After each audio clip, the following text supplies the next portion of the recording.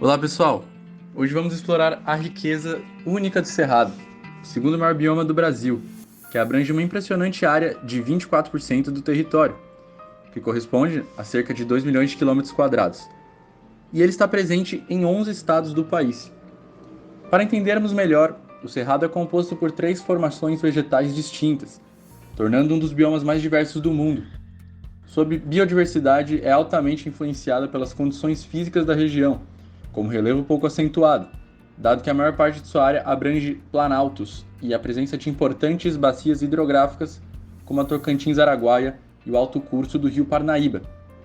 E além disso, vale destacar que ocupa 8 das 12 regiões hidrográficas brasileiras. O Cerrado possui a flora mais rica em plantas vasculares do planeta. São em torno de 12.600 plantas desse tipo. Entre as espécies mais notáveis, podemos mencionar o pequi, o babaçu, buriti, cajuzinho do cerrado, jatobá, a macaúba. Enfim, é uma diversidade imensa, com características bastante específicas que veremos a seguir. Como mencionamos, esse bioma possui 3 principais formações vegetais: as florestais, as savânicas e as campestres. Vamos então dar uma aprofundada em cada uma delas. A formação florestal apresenta prevalência de espécies arbóreas, tendo suas subdivisões conforme a disponibilidade hídrica, sendo as próximas a cursos d'água, a mata ciliar e a mata da galeria, e as de regiões bem drenadas, a mata seca e o cerradão. A mata ciliar é relativamente estreita e mais presente em terrenos acidentados, na margem dos rios de grande e médio porte. Em geral, as árvores costumam alcançar cerca de 20 a 25 metros. Como principais exemplos, temos a embaúba, o pau-jangada, a ingá e o tamboril. A mata de galeria está presente em fundos de vales próximos a rios de pequeno porte, com árvores que variam de 20 a 30 metros, com muita ocorrência de espécies epífitas, ou seja, plantas que vivem sobre as outras. Essa vegetação apresenta os subtipos mata de galeria inundável e não inundável. As espécies de destaque são a pata de vaca, o jatobá, o carvoeiro e a jaca brava. Já a mata seca fica em regiões sem a presença próxima de cursos d'água, com árvores que variam de 15 a 25 metros. Como exemplos principais, temos a caroba, a aroeira, a cajazeira e a jequitibá. Por último, temos o cerradão, composto em sua maioria de espécies esclerófilas. Possuem suas folhas endurecidas para a proteção contra a secura. Possui também árvores de alturas mais modestas, entre 8 e 15 metros de altura. Como exemplo, temos o pequi, a pindaíba, o capim-flechinha e a sucupira branca. As formações savânicas do cerrado englobam 4 tipos fitofisionômicos principais: o cerrado stricto sensu, o parque de cerrado, os palmeirais e a vereda. O cerrado stricto sensu apresenta árvores baixas e retorcidas, geralmente com evidências de queimadas. Os arbustos e subarbustos encontram-se espalhados, com algumas espécies apresentando xilopódios, que são tubérculos típicos de plantas adaptadas a períodos de seca, os quais permitem a rebrota após queima ou corte. Como exemplo, temos o pau-santo, o cajuí, canela de ema, a gabiroba e a cagaita.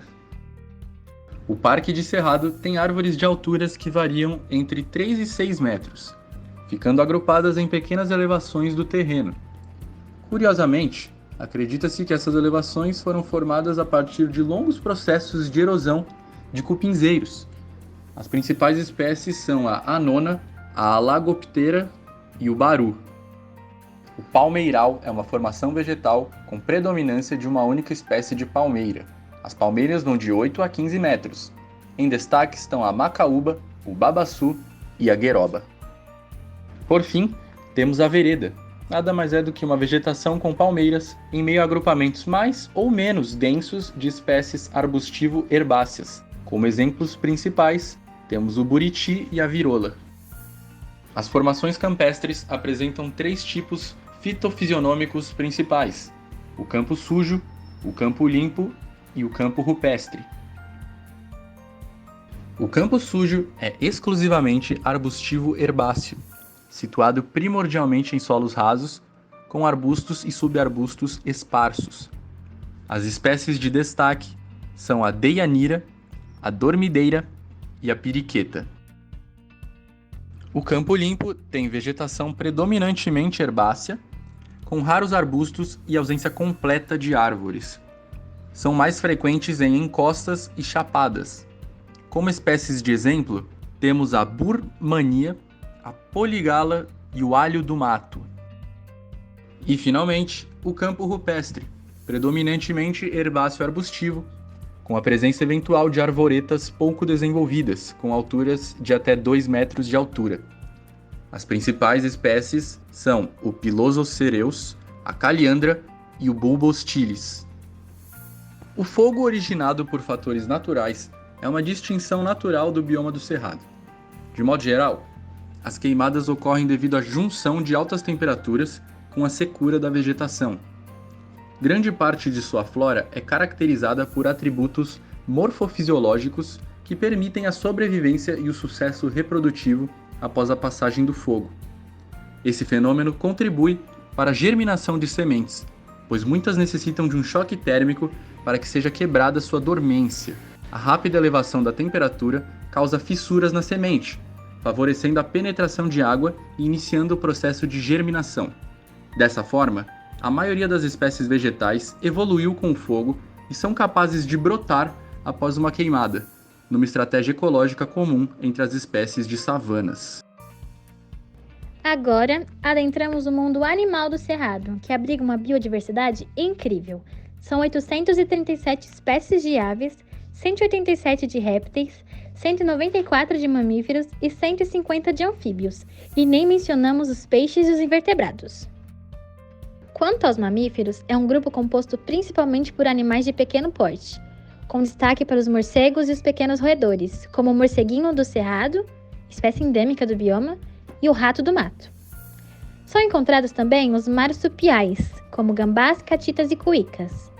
Entre os mamíferos de médio e grande porte destacam-se o lobo-guará, o cachorro do mato, a onça-pintada, a onça parda, o veado catingueiro, o tamanduá-bandeira, o tatu-canastra, a anta e o queixada. Sobre a avifauna do Cerrado, é composta por cerca de 840 espécies. A seriema é uma ave abundante e típica do Cerrado que chama a atenção por seu porte imponente e cauda longa.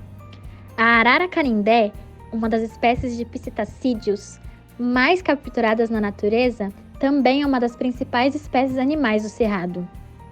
Outras aves presentes nesse bioma são a alma de gato, o gavião carijó e o soldadinho.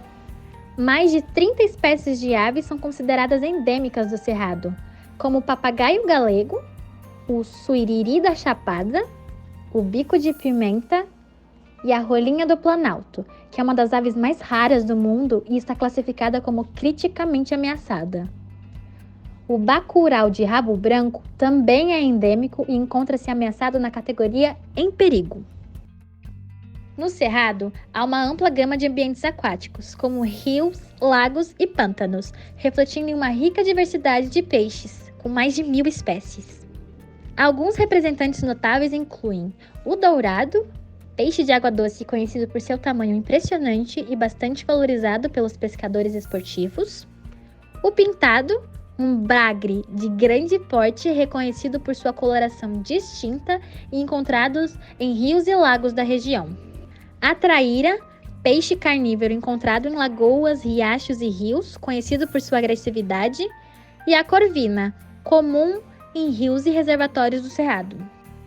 A diversidade de répteis conhecida no Cerrado é elevada, totalizando cerca de 187 espécies. O grupo mais diverso é o das serpentes, sendo que as mais comuns são a jararaca da mata, a cascavel, a coral verdadeira e a jiboia. Uma espécie endêmica do Cerrado é a cobra-capim, Muitas espécies de lagartos também ocorrem no bioma, como o lagarto verde e o calango. O cerrado também abriga algumas espécies de jacarés, como o jacaretinga, e de quelônios, como o cágado amarelo e o mussuã. Quanto aos anfíbios, cerca de 140 espécies são encontradas no cerrado, sendo que mais de 30 são endêmicas desse bioma. Nesse bioma, temos a ranzinha da mata, a boana goiana, a perereca verde, a cobra cega, o sapo-boi e os anuros, grupo que está em grande perigo de extinção. O cerrado também abriga muitos animais invertebrados, muitos deles endêmicos. Dentre eles, o filartrópoda é um dos mais diversos, principalmente dentre os insetos. Os cupins, por exemplo, são importantes pela riqueza em gêneros e espécies e por serem presas de diversos animais do cerrado. Destacam-se também as formigas, os gafanhotos e as borboletas. O cerrado é um dos biomas brasileiros que mais vem sendo degradado com o passar dos anos, uma vez que possui poucas áreas protegidas por lei. De acordo com o Ministério do Meio Ambiente, atualmente restam menos de 20% da área do cerrado e estima-se que 150 espécies de animais sofrem o risco de extinção. As principais ameaças para os animais que vivem no cerrado são decorrentes da destruição de seus habitats, desde desmatamentos, queimadas, crescimento urbano desenfreado, tráfico de animais, expansão das fronteiras agrícolas, pecuárias e de monoculturas, exploração de madeira para a produção de carvão, dentre outros. Além disso, as características climáticas, como a estação seca prolongada, influenciam diretamente a adaptação das plantas a eventos extremos, como fogo. Apesar de ser necessário para a sobrevivência e evolução de muitas espécies, o fogo, quando não causado pelos fatores naturais inerentes ao cerrado, torna-se uma ameaça.